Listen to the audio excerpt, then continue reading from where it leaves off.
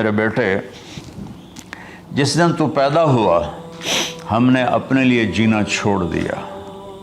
اوئے ہوئے ہوئے ہوئے, ہم تیرے لیے جیے. تیری ماں تجھے دودھ پلاتی تھی, میں تیرے لیے روٹی کے نوالے لاتا تھا. میری ساری کمائی پہلی اور آخری سب تیرے اوپر لگتی تھی. تجھے خوش دیکھتے تھے تو خوش ہوتے تھے, تجھے روتا دیکھتے تھے تو ہم روتے تھے. وَإِذَا ذَاقَتْكَ بِالسُّقْمِ لَيْلَةً لَمْ أَدْلِ سُقْمَكَ إِلَّا سَاهِرًا أَتَمَلْمَلُ. جب تو کبھی بیمار ہو جاتا تھا تو تیرے سرانے بیٹھ کر ہم ساری رات روتے تھے اور دعائیں کرتے تھے, یا اللہ ہمارے بچے کو بچا لے, ہمارے بچے کو صحت دے دے. اس تڑپ میں ساری رات میں جاگتا تھا. تیرے لیے میں نے اپنا سب کچھ لگا دیا, اپنے لیے جینا چھوڑ دیا, اپنی خواہشات کو دبایا, تیری ہر خواہش کو پورا کیا. تجھے مسکرانے کے لیے, تجھے ہنسانے کے لیے میں دھکے دھوڑے کھاتا رہا.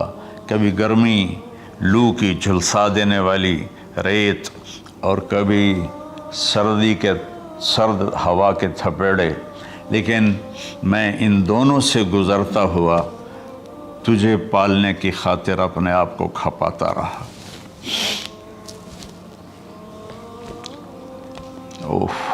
فلما بلغت السن والغایۃ التی الیہ مدی ما فیک کنت اؤمل. بیٹا میں نے اپنے ہڈیوں کا رس بھی تیرے اندر ڈال دیا. صرف کمائی نہیں, میں نے اپنے ہڈیوں کا رس تیرے اندر ڈالا. میں نے جو کچھ تھا تیرے اوپر قربان کیا. تجھے مسکراتا دیکھ کر میں اپنے غم بھولتا تھا, تجھے ہنستا دیکھ کر مجھے دکھ بھول جاتے تھے. اور پھر آہستہ آہستہ آہستہ میری ہڈیوں کا گودا, میری کمائی تیرے اندر گئی اور تو ایک خوبصورت درخت کی طرح بڑھتا چلا گیا, بڑھتا چلا گیا, بڑھتا چلا گیا, بڑھتا چلا گیا. اور میری بڑھاپے نے کمر جھکا دی اور میں جھکتا چلا گیا, جھکتا چلا گیا. میرا خیال تھا کہ جیسے میں اس کی انگلی پکڑ کے چلتا تھا, اب میری باری ہے, یہ میری انگلی پکڑ کے چلے گا. جیسے میں اسے سینے سے لگاتا تھا, پیار کرتا تھا, جھولے جھلاتا تھا, باغ میں لے جاتا تھا. یہ ساری اس کی تعبیرات کے اندر داخل ہیں, الفاظ میں نہیں ہیں. تو مجھے خیال آتا تھا جب میں بوڑھا ہو جاؤں گا نا تو میرا بیٹا بھی مجھے ایسے ہی لے کے پھرے گا, میرا بیٹا بھی میری سنے گا. یہ 100 دفعہ پوچھتا تھا یہ کیا ہے, اور میں ہر دفعہ جواب دیتا تھا یہ ہے. تو اب میں بوڑھاپے میں اس سے بات کروں گا, یہ میری بات سنے گا. میں اس کو نوالے کھلاتا تھا, یہ مجھے روٹی کھلائے گا. میں اس کا انگلی پکڑ کے چلتا تھا, یہ میرا ہاتھ پکڑ کے چلے گا. میری کمر بڑھاپے نے جھکا دی اور میں ایک خشک پیڑ کی طرح ہو گیا, اور جوانی نے تیری کمر کو سیدھا کیا اور تو ایک تر و تازہ درخت بن گیا.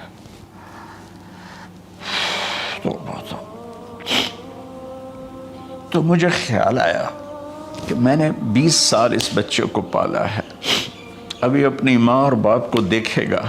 لیکن ایک دم اچانک کیا ہوا,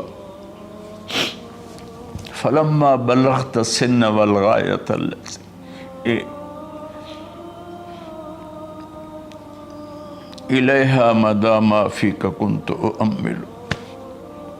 جب تو اس عمر کو پہنچا جس میں ہماری امیدیں تیرے ساتھ لگ گئیں, ہمیں بڑھاپے نے بے آسرا کر دیا اور تیری جوانی نے تجھے ہمت دے دی, تب ہمارا خیال آیا کہ اب یہ ہمارے ساتھ وہی کرے گا جو ہم نے اس کے ساتھ کیا. لیکن کیا ہوا, جعلت جزائی غلظۃ وفظاظۃ کأنک انت المنعم المتفضل.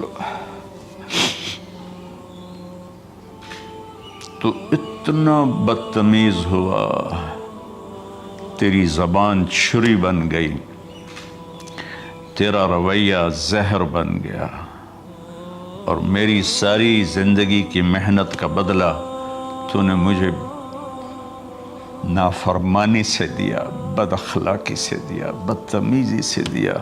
میں حیرت بھری نظروں سے تجھے دیکھتا رہا اور میں اپنی پچھلی 20 سالہ زندگی کو جھٹلاتا رہا کہ میرا خیال میں اس کا نوکر ہوں اور یہ میرا مالک ہے، میں اس کا باپ نہیں، میں اس کا نوکر ہوں۔ کیونکہ ماں باپ کے ساتھ ایسا کوئی نہیں کرتا ہے، یہ میرا مالک ہے اور میں اس کا نوکر ہوں، اس لیے مجھے ڈانٹ رہا ہے۔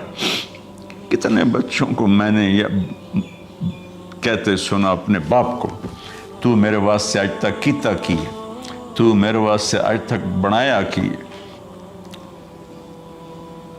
اور جو باپ بے بسی کی تصویر بنا ہوتا تھا وہ شکلیں بھی میرے سامنے ہیں۔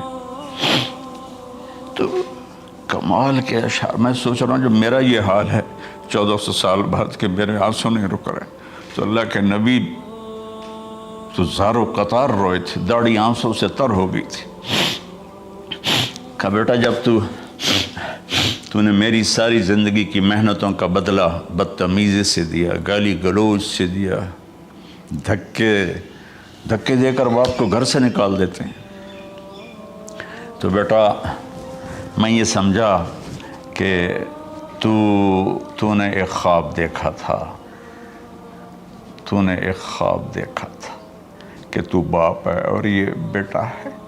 اصل حقیقت یہ ہے کہ یہ مالک ہے اور میں نوکر ہوں۔ پھر آگے کہتا فَلَيْتَكَ إِن لَّمْ تَرَ حَقَّ أُبُوَّتِي فَعَلْتَ كَمَا الْجَارُ الْمُجَاوِرُ يَفْعَلُ۔ اچھا چلو بیٹا تو نے مجھے باپ تو نہ سمجھا، چلو ایک پڑوسی سمجھ لو۔ عرب میں پڑوسی کا بہت خیال کیا جاتا تھا اور یہ عرب کی شان تھی کہ اپنے پڑوسی کو وہ عزت دیتے تھے جو اپنے گھر میں ایک دوسرے کو عزت دیتے تھے۔ تو اس نے پھر اس کی طرف اشارہ کیا کہ اگر میں تیرا باپ نہیں ہوں، تیرے رویوں کو دیکھ کر تو یہی لگتا ہے کہ میں تیرا نوکر ہوں، تو میرا مالک ہے، تو چلو اتنا تو کر دے جتنا ایک پڑوسی کے ساتھ کرتا ہے۔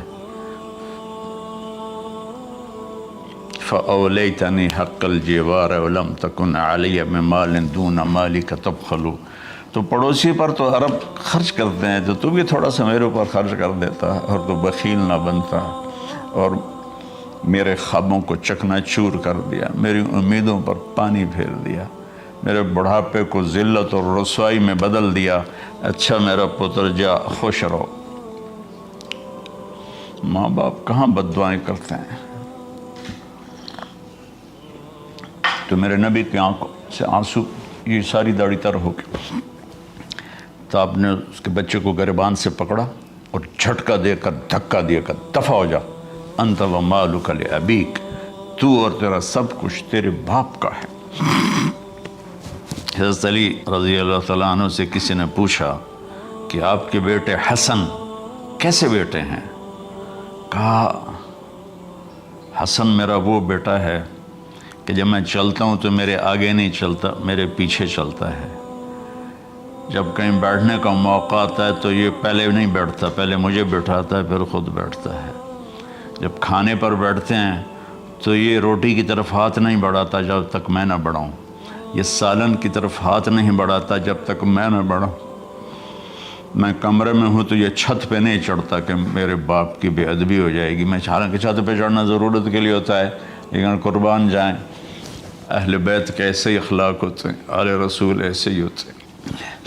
میرے عزیزوں نوجوانوں سے کہہ رہا ہوں جن کے والدین زندہ ہیں، ہم تو محروم ہو گئے، وہ قبروں میں چلے گئے، لیکن میں اتنا مصروف رہتا ہوں۔ اب یہ کرونا کی وجہ سے گھر میں بیٹھے ہوئے ہیں، یعنی میری زندگی ایسے پہیے کی طرح گھومی ہے، اور پھر دل کی تکلیف، پھر اس کے ساتھ سر کا درد شدید۔ اس کے باوجود میں روزانہ 10 نفل اپنے باپ کے لیے پڑھتا ہوں، 10 نفل اپنی ماں کے لیے پڑھتا ہوں، اور 4 نفل اپنی خالہ کے لیے پڑھتا ہوں کہ ساری زندگی سجدوں میں سر رکھ کے اس کا ثواب ماں باپ کو پہنچاؤں، تو ماں باپ کا حق ادا نہیں۔